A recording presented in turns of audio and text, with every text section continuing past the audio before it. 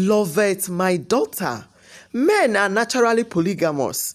This is something you must understand. It's not unusual for men to have other women. You shouldn't have gone through his phone. That's not your place. Loveth stared at her mother-in-law, stunned by her words. But Mama, he's treating her better than his own family. How can that be right? Your job is to take care of your home and your children. Don't concern yourself with what David does outside. Focus on your responsibilities and everything will be fine. Once upon a time, in a bustling city in the heart of Africa, there lived a wealthy and successful businessman named David, known for his sharp mind and business acumen. David had a fortune that many envied. He lived in a grand mansion with his beautiful and kind-hearted wife named Loveth and their 4 beautiful children. Loveth was the epitome of grace and dedication. Every day, she rose before the sun to ensure her family's needs were met. She managed the household with unwavering diligence, cooking, cleaning, and nurturing her children. Despite her tireless effort, Loveth was never given the freedom to manage more than just the household budget.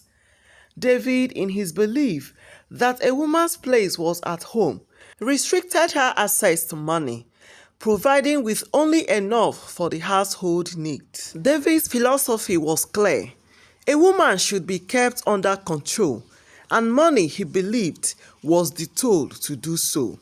Loveth, with her gentle spirit, never complained.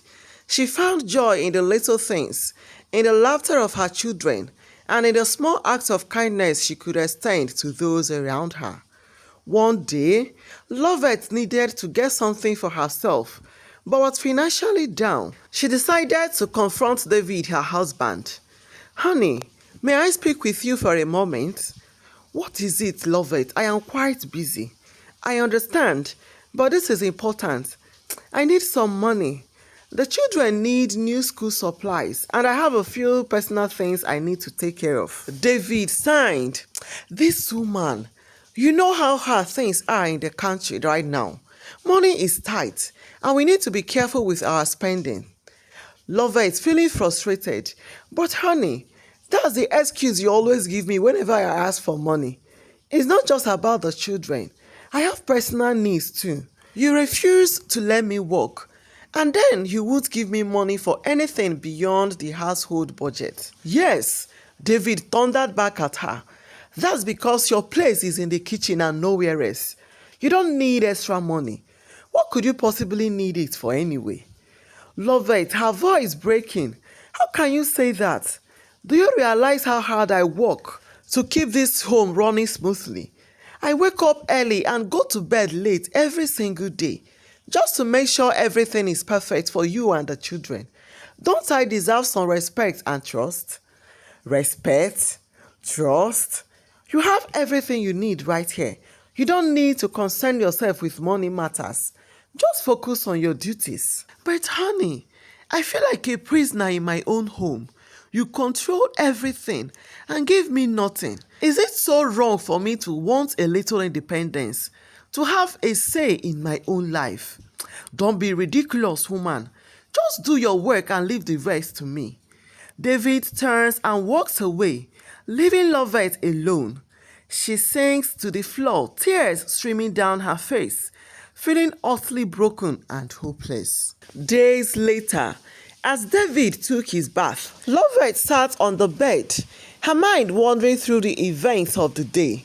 Suddenly, David's phone, placed carelessly on the table beside her, buzzed with a new message. Curious, Loveth picked up the phone. Her mouth fell open as she read the message on the screen. "Thank you so much, baby. I love the house. It's so beautiful and wide. Oh my God. I can't believe you spent over 5 million on the house just for me. I love you so much, baby." Tears welled up in Loveth's eyes. She felt a sharp pain in her chest as the reality of the message sank in. David, her husband, who never supported her financially, has spent a fortune on another woman.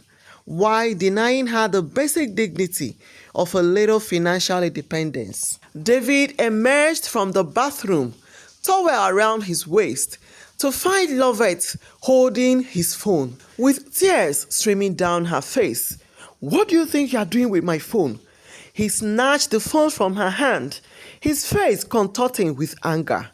"I warned you never to touch my phone ever again." Loveth, heartbroken and betrayed, could barely speak through her sobs. David, unfazed by her pain, turned away and walked away, leaving Loveth there. Her world shattered. She cried silently, not knowing how to move forward from the betrayal. Meet Rose, a beautiful woman in her mid-20s, known for her striking features and impeccable sense of style.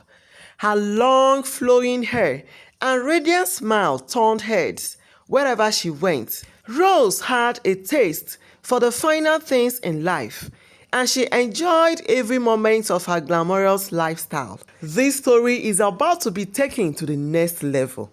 But before we continue, please subscribe to our channel and turn on that notification bell for more beautiful and amazing stories like this. Now let's continue.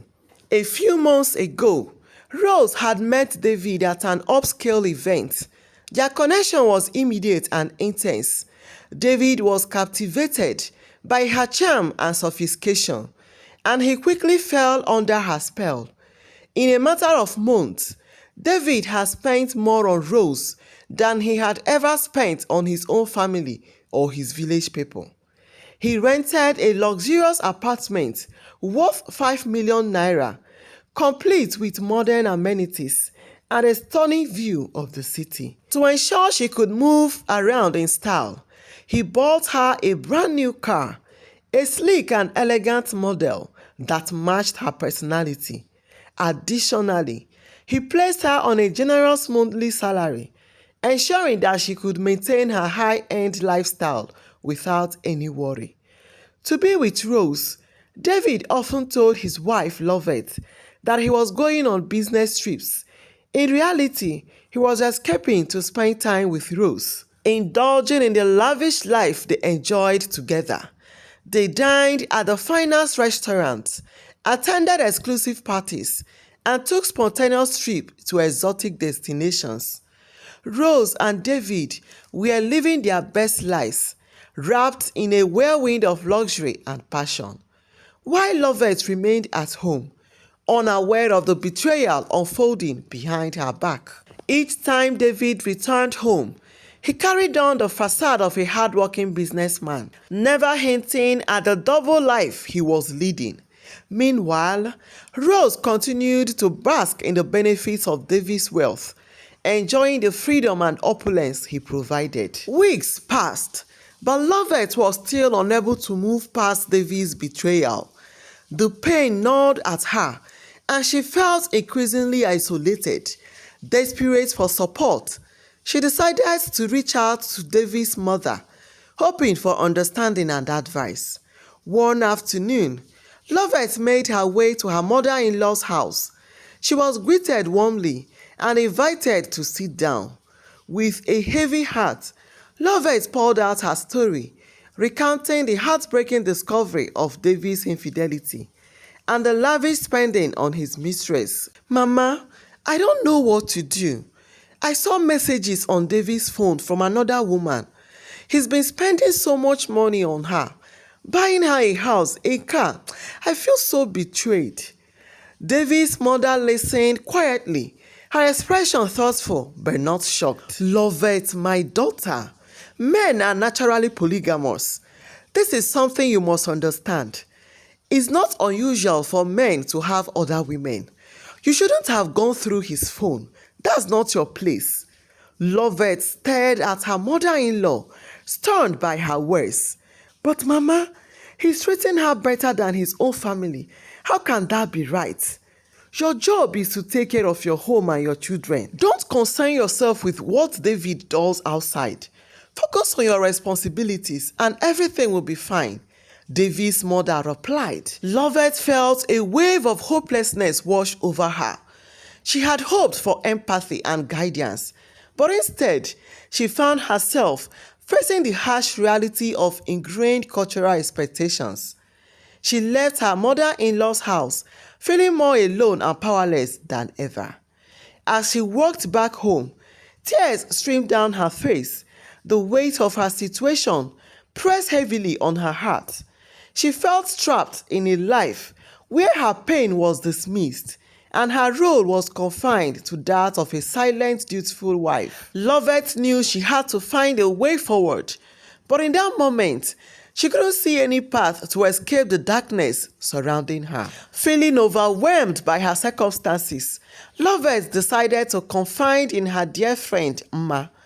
Mma was a talented seamstress with a thriving business. One afternoon, Loveth visited Mma's bustling workshop. Mma, my sister, I don't know what to do anymore. My husband's betrayal is tearing me apart. I can't just sit at home and pretend everything is fine. Mma listened intently, her kind eyes filled with concern. Loveth, my dear, I am so sorry you are going through this. But financial freedom is the ultimate key to peace of mind. It's not just about rubbing shoulders with men. It's about feeling fulfilled and having control over your own life. I understand, Mma, but I don't know what I can do as a human being. Mma smiled warmly, placing a reassuring hand on Loveth. Loveth, my darling, don't worry about that. If you are interested in sewing, I can teach you for free. Consider it as a gesture of our friendship. Loveth's face lit up with hope and gratitude. Really? You will do that for me? Of course, my dear. I will teach you everything I know. Loveth was so excited that she began her apprenticeship with Mma right away, driven by a newfound determination to add value to her life. She poured all her energy into learning the art of sewing and fashion design. Mma patiently guided her through every step, from basic stitches to intricate patterns. Months passed, and Loveth's skill flourished. She mastered various techniques and developed a keen eye for fashion. Her passion for sewing grew, and she found herself enjoying the creative process. The sense of accomplishment and fulfillment she felt was unlike anything she had experienced before. One evening, as she sat in Mma's workshop, finishing a beautiful dress, Loveth realized just how far she had come. She no longer felt powerless or trapped. Instead, she felt empowered and capable, ready to face whatever challenge life threw her way. One evening, David approached Loveth with a familiar stern expression. Loveth, I have to leave tonight on an urgent business trip. I don't know when I'll be back. Loveth, who had grown used to these sudden departures, sensed from the constant buzzing of his phone that this was no business trip. The pang of betrayal stabbed at her heart once more, but she had learned to mask her pain. No problem, David. Safe travels, Loveth said, forcing a smile. David, not detecting the undercurrent of hurt in her voice, nodded and turned away to pack. As he left the house, Loveth stood by the window, watching him drive away, knowing he was likely heading to Rose. Tears threatened to fall, but she blinked them back, determined not to let her sorrow consume her. As expected, David was seen in Rose's arms, surrounded by exotic drinks and edibles. The atmosphere was one of indulgence and pleasure. The two of them lost in each other's company. Laughter filled the room as they lived their best lives. Suddenly, a sharp knock echoed through the apartment. David frowned, looking towards the door. Baby, are you expecting anyone? Rose's eyes widened slightly, a hint of worry crossing her face. No, not at all. I wasn't expecting anyone. She hesitated, then got up and walked to the door. As she opened it, her heart skipped a beat and her eyes widened in shock. Standing at the doorstep was Dan, her main boyfriend. Babes, what's going on here? You didn't tell me you had company. Rose stammered, caught off guard by Dan's unexpected arrival. Behind her, David rose from his seat, sensing the tension in the air. Dan, I wasn't expecting you. Why didn't you call? Rose stammered. Dan's gaze shifted from Rose to David, piecing together the scene before him. His face hardened with realization and betrayal. So that is why you have been so distant lately. Who is this man, Rose? Dan asked angrily. David stepped forward, his expression one of annoyance. Rose, who is this? What's going on here? David asked. Rose's mind raced, trying to find a way to diffuse the situation, but the damage was already done. She was caught between her sugar daddy and her main boyfriend, her double life unraveling before her eyes. She felt a wave of panic, knowing that her actions had led to this inevitable confrontation. David's face, flushed with anger and pride, stepped forward and shamelessly pointed a finger at Dan. Get out of here, boy. This is my place. I paid for this apartment with my hard-earned money. You have no right to be here. Dan's anger boiling over, stepped closer to David, his fist clenched. You shameless old man, how dare you? Going after a young woman like Rose at your age. Have you no dignity? Before David could respond, Dan threw a punch, landing squarely on David's jaw. David staggered back, shocked and enraged. Rose, sensing the confrontation escalate, quickly made a decision. She knew she had no future with David. His money could provide comfort, but it lacked the stability and love she craved. Her loyalty shifted to Dan, the man who represented a real chance at happiness. Dan, I am with you. Let's teach this old fool a lesson. Together, they descended on David, pushing and hitting him. David, outnumbered and caught off guard, tried to defend himself, but their combined assault was too much. The struggle continued. David was battered and bruised, his pride shattered along with his body. Despite their anger, Rose and Dan knew they couldn't just leave David in his injured state. They managed to get him to the hospital, where doctors began to treat his injuries. Dan warned Rose never to call him ever again or come near his house. He broke up with her, saying that he can't be with a loose woman. After ensuring he was in a stable condition, Rose called Loveth using David's phone. Hello? David, your husband has been hurt. He is at the hospital. He needs someone to look after him. She narrated what happened and hung up. Loveth felt a fresh wave of betrayal and pain. She knew that David's action had led to this humiliating situation, and she was furious at the embarrassment he had brought upon their family. Loveth decided to call David's mother. The phone rang a few times before she picked up. Loveth, my daughter, what is it? Your son is in the hospital. He's been hurt. Since you have always supported his actions and justified his behavior, you should be the one to take care of him now. I'm done. There was a pause on the other end of the line, followed by a pleading tone. Loveth, please, don't do this. He's your husband. He needs you. No, Mama.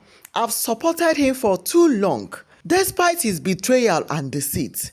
You enabled him, so you should take care of him. I am tired of being disrespected and taken for granted. Despite her mother-in-law's continued pleas, Loveth didn't flinch. She hung up the phone, feeling a mixture of sorrow and relief.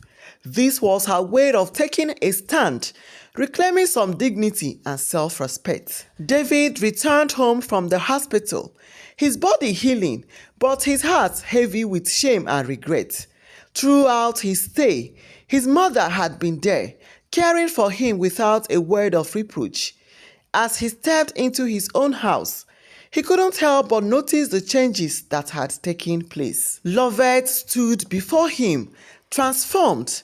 Her demeanor was confident, her appearance refined. She had taken care of herself, perhaps for the first time in years. Her hair was neatly styled, and she wore clothes that matched her natural beauty. The scent of a delicate perfume lingered around her. David, taken aback by the sight of her, struggled to find words. Loveth's silence spoke volumes, a silent protest against his betrayal and neglect. "My love, why didn't you come to see me in the hospital?" David asked shamelessly. Loveth met his gaze with a steady, unwavering stare. There was no anger in her eyes, only a quiet strength. "You didn't need me there, David. Your mother took care of you. She's been more of a wife to you than I ever was." David felt a wave of shame wash over him. He had pursued fleeting pleasures while neglecting the woman who had stood before him through thick and thin. "I'm so sorry, my love. I've been blind. I chased after things that didn't matter and lost sight of what truly mattered." Loveth remained silent, her expression unreadable. She had endured so much pain and humiliation, but in that moment she found herself at a crossroads. She could choose bitterness and resentment, or she could choose forgiveness and healing. Days passed, and David watched as Loveth continued to blossom. She pursued her newfound passion for sewing and fashion design with fervor. Building a small business, her confidence grew, and her children flourished under her nurturing care.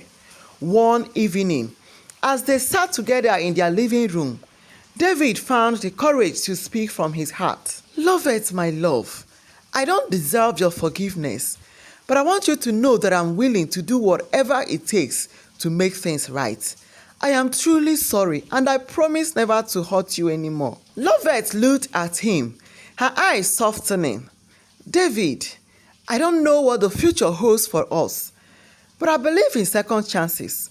We have a long way to go, but maybe, just maybe, we can find our way back to each other." And in that moment, amidst the echoes of past hurts and newfound hopes, David and Loveth began to rebuild what had been broken, one small step at a time. Just a small question to you, my beautiful viewers. Do you think Loveth did the right thing by leaving David in the hospital? What would you have done if you were in her position? Leave your thoughts in the comment section. Let's rub minds together. Thank you so much for watching. If you have not subscribed to our channel, please do. Like and turn on the notification bell so you won't miss out on any of our amazing stories. Bye.